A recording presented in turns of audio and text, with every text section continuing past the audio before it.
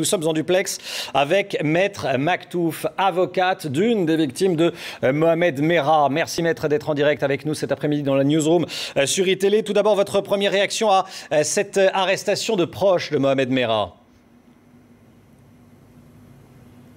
Écoutez, de la satisfaction et beaucoup d'incompréhension. De la satisfaction parce que j'espère que ça va enfin redonner de l'espoir aux familles pour connaître les véritables circonstances de l'assassinat de leur fils, de leur frère. Vous savez que l'enquête piétine depuis plus de 2 ans. L'audition de ces personnes-là, je l'espère, va permettre aux juges instructeurs de connaître enfin la vérité. Il est important que ces personnes-là qui n'ont jamais été auditionnées puissent être auditionnés et que les rapports et les différentes connexions avec Mohamed Merah et Abdelkader Merah soient établis. De l'incompréhension parce que ces personnes-là, connues des services, en relation avec des filières djihadistes, avoir été condamnées par la justice française et pu quitter en toute quiétude le territoire français, sortir du radar des services sans être inquiétés.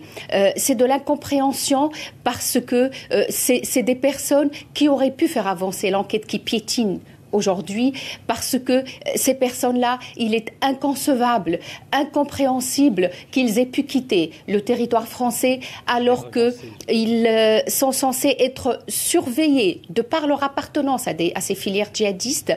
Ils sont catalogués en tant que personnes dangereuses. Je citerai même la manière dont ils sont catalogués en tant que personnes capables de passer à une action armée. Pourquoi ces personnes-là n'ont pas été arrêtées avant de quitter le territoire français? Pourquoi ils n'ont pas été interpellés? Aujourd'hui, ils sont de retour. J'espère que les informations nécessaires seront recueillies pour faire avancer l'enquête, pour que les familles connaissent enfin la vérité au sujet de ce drame qui a mis toute la France à genoux. Maître Maktouf, une question de Jean-Michel Descugis. Oui, bonjour maître. Il y a un projet de loi qui vient d'être voté, loi antiterroriste.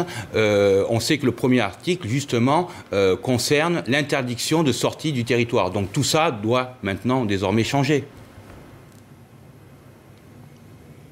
Écoutez, certes, il y a aujourd'hui des outils juridiques votés par le Parlement, mais à l'époque où ces personnes-là ont quitté le territoire français, il y avait suffisamment d'éléments de nature à les empêcher de quitter ce territoire, à les interpeller, à les auditionner, à ce que les juges instructeurs puissent faire avancer l'enquête qui piétine depuis 2 ans. C'est ça notre incompréhension, c'est ça même notre colère. Pourquoi ces personnes-là ont quitté le territoire?